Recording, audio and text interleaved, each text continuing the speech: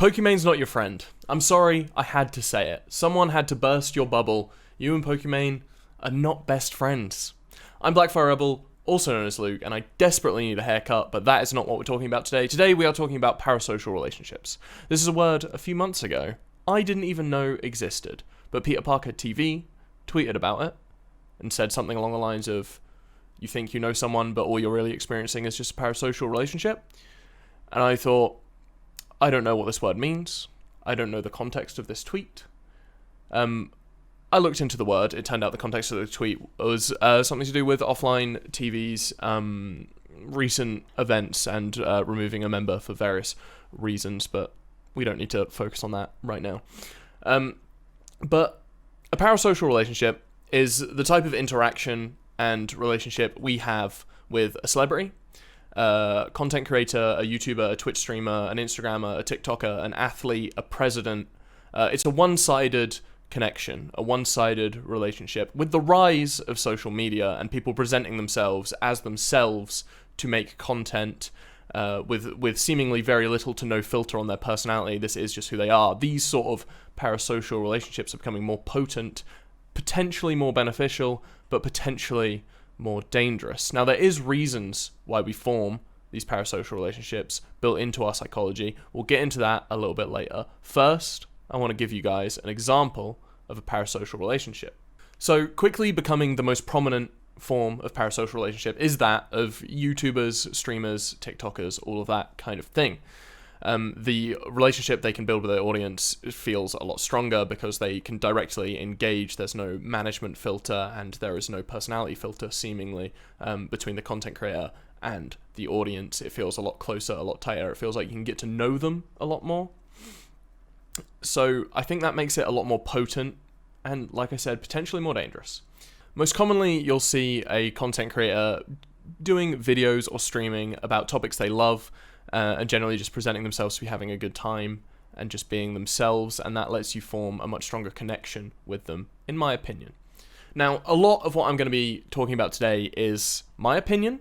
I'm not a psychologist. I've read a couple of articles and looked at a couple of studies, and I've divulged my own opinions, my own thoughts, based in studies and in science, but I don't have a degree in psychology. I'm not a super smart person. This is something I wanted to educate myself on, and making this video helped me educate myself on it, and we'll get into why I wanted to educate myself on it a little bit later down the line. If you want to know one of the articles I read, the one that helped me the most, I will link it below, and it's also got links to studies within it, and you can look into that yourself if you want to dig a little deeper into this subject. So let's take an example most people will know. Pokimane. The title of this video, because, clicks.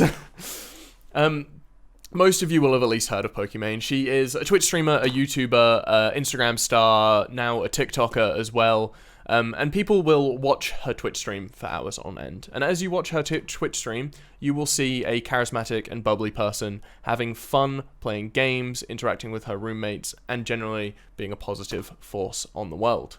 And this is all well and good and forms of entertainment, but watch long enough and eventually this viewer that is watching may begin to develop feelings and thoughts that they didn't even realize, such as like finding personality traits in Poki that they really like and admire, knowing things that upset her, knowing things that she really likes, maybe having drawn some similarities between themselves and Poki, taking inspiration with the games that they play from her, with the way they speak from her, and the things they themselves like from her. We have the word influencer for a reason. These people will influence your opinions if you spend long enough time around them, even if it's this one-sided relationship through a screen. Just like hanging around with your friends will influence the way you speak and what you do and how you feel about things. We are absorbent creatures and we will get influenced. That's just a fact of life. Perhaps she has read this viewer's comments in her chat out loud. Perhaps she's responded to a tweet. Perhaps she's hearted a YouTube comment.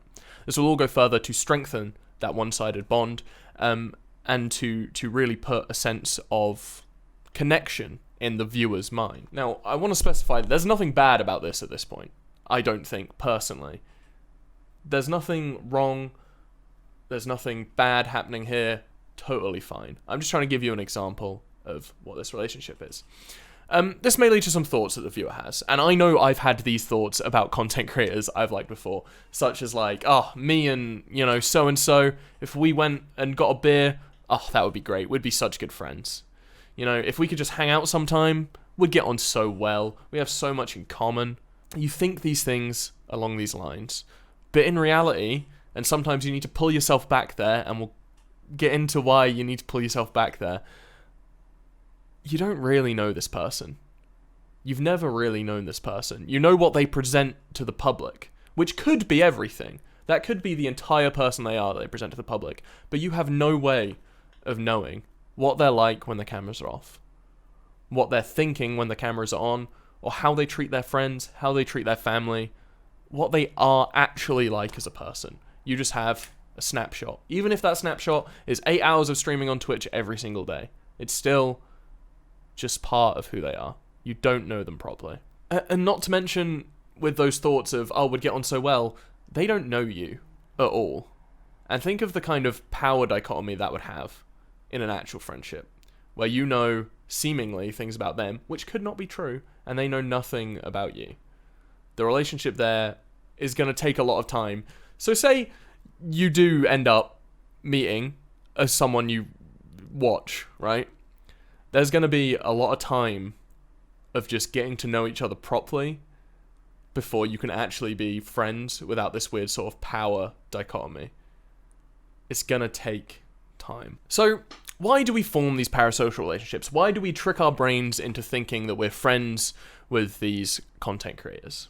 So as adolescents and potentially in later life, we have a want to form these types of relationships for a number of reasons, such as helping develop a sense of individuality and independence from our parents, liking things they don't like, developing habits that they don't have, all of that kind of stuff. Another reason is we will view these individuals as role models or mentors to learn off of.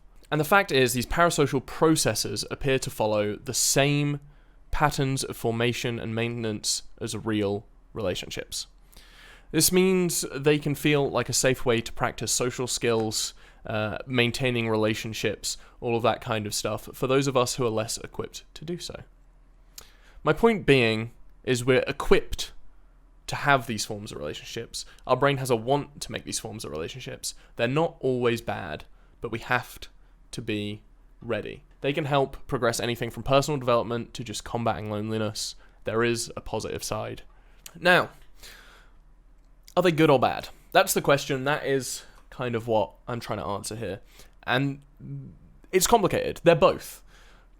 And I want to say one way in which I think they're bad, and I think we really need to work on as a society at the moment. We live in a society, I know. I genuinely believe that parasocial relationships can be beneficial for the viewer in a multitude of ways, as I've already stated. But you need to understand them for what they are. They're a one-sided relationship where you put emotional weight into a person that you don't really know. And you need to know how much emotional weight to put in them that you can do safely. Because if they turn out to be someone that they're not, which is very likely in these types of situations, you need to be okay letting go. And that is kind of more what I want to talk about. This is the dangerous part. You feel like you know someone, you know how they act, you know how they treat their friends, but really they're just a face on a screen. Really they're just what they present to you. And when you put so much emotional weight in that person and you feel like you really know them, when they turn out to be not who you thought they were, it can be really hard to let go. This is the hard bit. It's time for me to give you an example of when I put too much emotional weight in someone on the internet, a content creator, who I thought I knew and didn't think was capable of doing anything bad. And some of my fellow viewers also believed this, and their actions led to victims of this person having to relive pain and going through it again to explain themselves and try and stop the defending of this person on a regular basis. Now, I'm a fan of the Oxcast. You might even call me Dave. The Oxcast presents itself as a big group of friends and gamers playing games together in videos and streaming together and having a generally good time. And I don't believe that is false, for the most part. In recent years, there's been some turmoil from a few members regarding sexual misconduct towards fans and other content creators. This was dealt with semi-publicly, as I'm sure you can sympathise with. Not all of the victims came forth with everything publicly, as they have the right to do or not to do as they see fit. One of the individuals that committed this sexual misconduct happened to be a fan favourite, including mine. We will refer to them as redacted from here on out. It's something the community just kind of picked up and seems fitting, I guess. It's a sensitive subject. I don't know if I'm using all the right words and terminology. I'm doing my best. Redacted always presented themselves as a kind, wholesome person with a tendency to troll their friends from time to time in videos. But the key word that we all needed to hold on to in the fan base was in videos. I want to say after this all transpired, I never publicly asked for answers. I never publicly defended them. Part of me knew I had no real way of knowing what happened. I had no real way of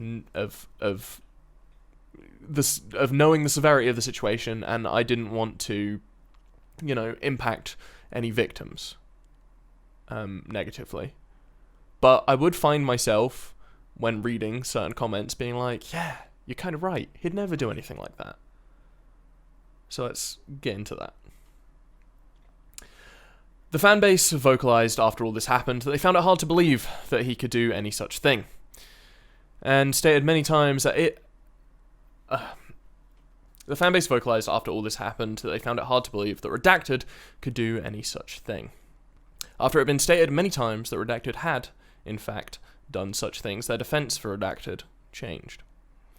It became, oh yes, Redacted did the stuff Redacted did, but it wasn't as bad as what the others done, so when are you going to forgive Redacted? When is Redacted coming back? When will Redacted come back into the videos? When's Redacted this? When's Redacted that? Is Redacted okay? Do you still speak to Redacted? This would crop up in comment sections, Reddit threads, Twitters, donations, all of the above. Eventually, this led to some of the victims coming forth to speak further on the things that Redacted had done, having to relive some of the pain it caused and drag up old memories. For what? Because fanatical fans couldn't grasp the concept that they had no real way of knowing who this person was, getting angry about some injustice they were convinced had happened, and demanding more information of which they had no right to demand. Now, though I never vocalised any of my opinions, I never demanded anything, I never even said that I miss them, I'd like to apologise that I even had any of these thoughts, for even partaking in the mental gymnastics I had to do to defend them in my head, even if I didn't do it publicly. I want to apologise to any of the victims for even sharing that mindset. You see this behaviour come up again and again when someone's adored by the public. When they turn out to not be who they thought, there's always a group of people who can't separate the person from the personality that they've come to love. It's something we need to work on as a whole, to be sure that everyone knows that they can't know everything about the people they see in movies, music, athletes, online, content creators, and to always take the people that are in the things you love with a pinch of salt, because they might not be who they thought you would be, and you need to be ready to accept that if the time comes to do so. Again, I'm not trying to say all parasocial relationships are bad, but when you put too much emotional weight in a person you don't know, you'll feel inclined to defend them about things you are ill-informed about, and that is where this is really dangerous. You need to be ready to accept the facts for what they are, and not defend people blindly to the death. Because you'll just hurt more people on the way, and you're fighting in the wrong. Now, there's going to be people who are like, you're just propagating cancel culture. You are saying that as soon as someone has an allegation made against them, that we should all rally behind the alligator and disavow the person. And I'm not saying that it's a more complicated and nuanced subject, but in this given case, where there is proof and multiple statements from independent parties, and I believe admittance from the people involved, it's time to let go. The idea of false allegations, the cancel culture sort of mentality is a whole nother subject, and not one that I'm really looking into here. I hope you can understand what this video was trying to do. It's trying to get you to understand parasocial relationships. And they're not always bad, and they're not always good, but they are part of life, and we need to understand them for what they are.